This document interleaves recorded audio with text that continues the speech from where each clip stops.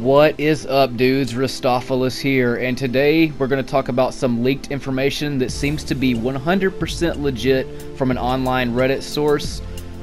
Don't quote me on anything, but however, the stuff this guy's been saying has been popping up in the updates on the Bungie app, and what he's been saying has been 100% true. So a lot of people will make up a lot of crap just to get a lot of hype going or to get attention or whatever, so don't quote me on any of this stuff. This is just from what seems to be a trusted source. But anyways, let's get started and find out what we know.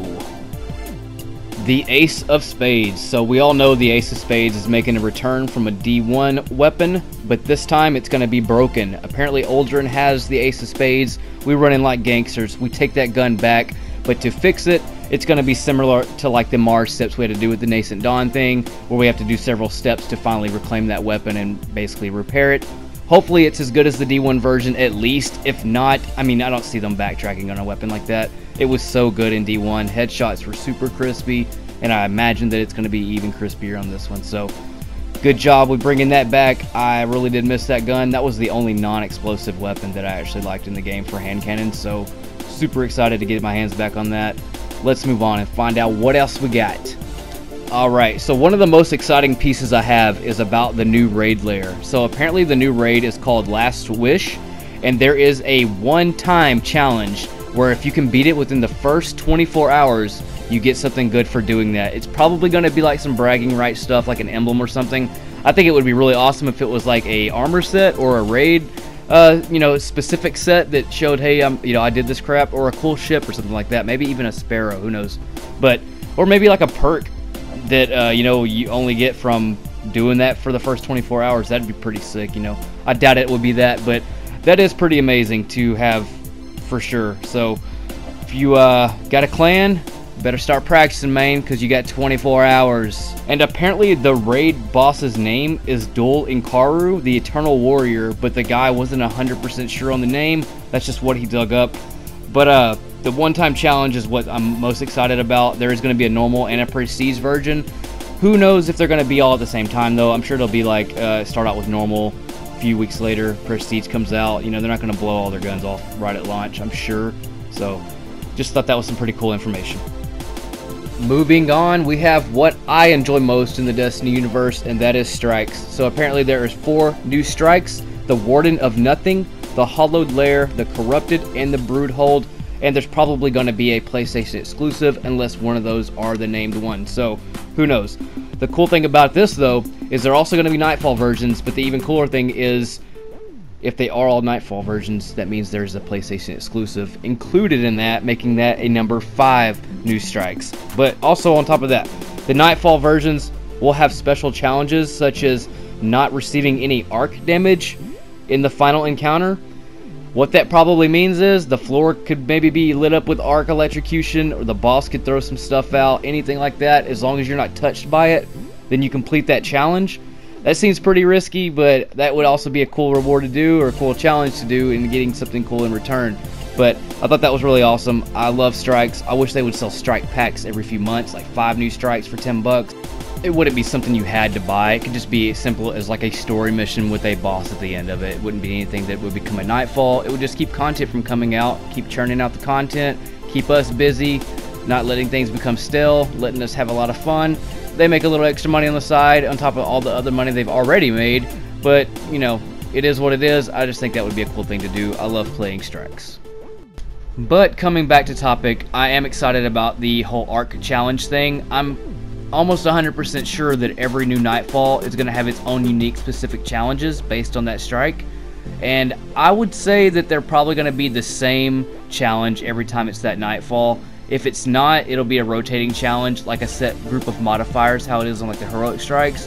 It might just be like that modifier that week, but for that challenge, the mod for that, the challenge mod or whatever that is.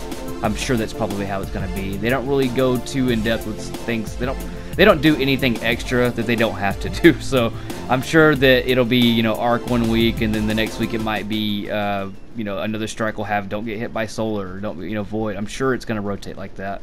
Who knows? I guess we'll have to see.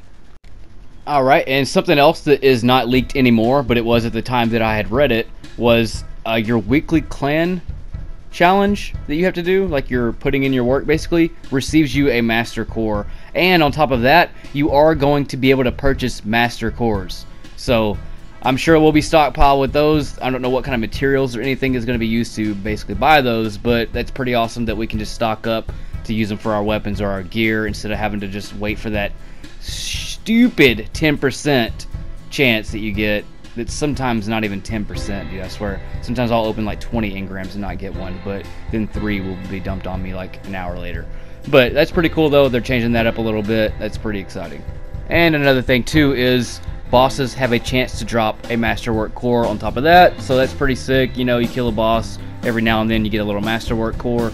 I think that's pretty cool. I always wish that when you deleted legendary engrams, it had a chance to give you a masterwork core, but I guess, you know, since I'm gonna be doing strikes anyways, that'd be awesome to go ahead and stack. All right, reading next, so we have what I think is this DLC's version of the Court of Oryx, except it's in a dungeon and it's called the Shattered Throne. Multiple activities will take place in this dungeon, and in other parts of the game, we're going to apparently receive some kind of unpurified version of an armor set called Reverie Dawn, which you can then purify through activities in the Shattered Throne, aka Court of Oryx. I'm pretty sure it's going to be like a 1 week thing, where it goes by weeks basically. So this week you can upgrade the helmet, the next week maybe the arms, and it just keeps going and repeats itself basically. And then I'm sure there's also other rewards in this Court of Oryx-esque type event, but it's kind of cool. You know, Bungie, they repackage and repeat, so I'm pretty sure the Shattered Throne just means our new version of Court of Oryx. They don't really innovate anything new, they kind of just like repeat what they already got to kind of save on ideas and money. So that's probably what that is, but it is kind of cool. It's extra stuff to do in the game when there's nothing to do, so the more stuff we got, the more happy players are, so keep it coming. So we're going to be hunting down prison escapees. So, you know, the prison got broken out, you know, everybody ran free, so apparently lost sectors, other planets, public events, things like that are going to have some prison escapees, kind of like when it's a flashpoint on Titan and you do like a public event. There's always that yellow bar guy that's to the side. I'm sure it's going to be probably something like that. Like you go into a lost sector, you got your normal boss, and then boom, there's a prison escapee with the clan, with the fallen guys, you know, so you kill him also. He probably drops some kind of loot, or maybe it's going to be something to do with maybe the patrol that week is find this guy, find this guy, find that guy. You know, every week it probably, or every day it probably rotates, something like that. And you basically just got to go out on a hunt and kind of just find the dudes. There was something similar to that in Prison of Elders back in D1, and I'm sure it's going to be similar in the D2 version as well. And apparently there is going to be a collections tab. I'm sure this is probably going to be like the book we had in D1, because it's also going to include Destiny 1 achievements in this. So that's going to be for like the console players and things, and it's kind of awesome that they're recognizing D1 as well as D2 and kind of incorporating all that in together. Some of the completions, the collections will be like the raids you did, weapons you collected like the Last Word, the Galahorn, Moment of Triumphs, Grimoire score, reaching the lighthouse, things like that. That's pretty interesting to me. I want to see kind of what I've done so far, so having a collections tab will be pretty new and unique. Not really new, but new to the D2 world.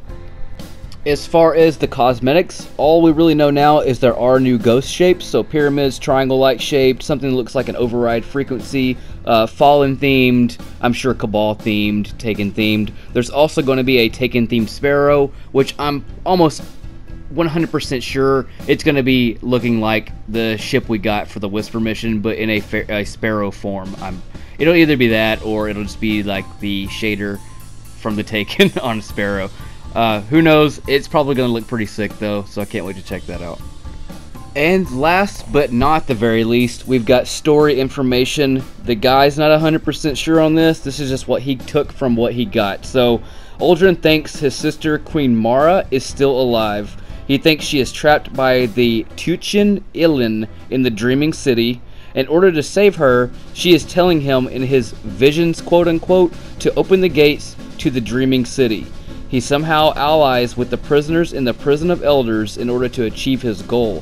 While trying to regain control of the prison alongside with Petra Vinge, Cade 6 dies.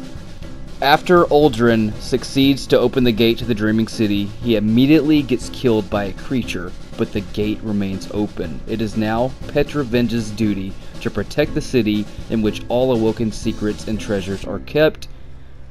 And basically we help her with that. That's pretty much it, dudes. I hope that y'all enjoyed all that, man. I am super stoked for Forsaken. I've been racking up all kinds of materials and stuff to trade in for loot or whatever they're going to let us trade in the tokens for since they're going away. I'm just super stoked, man. Stay tuned for all my new build videos and things like that. I know that I helped a lot of people out prior to Forsaken, so stay tuned. I'm going to keep those coming as well as more content. I'm Rustopholis. Y'all take it easy, bros.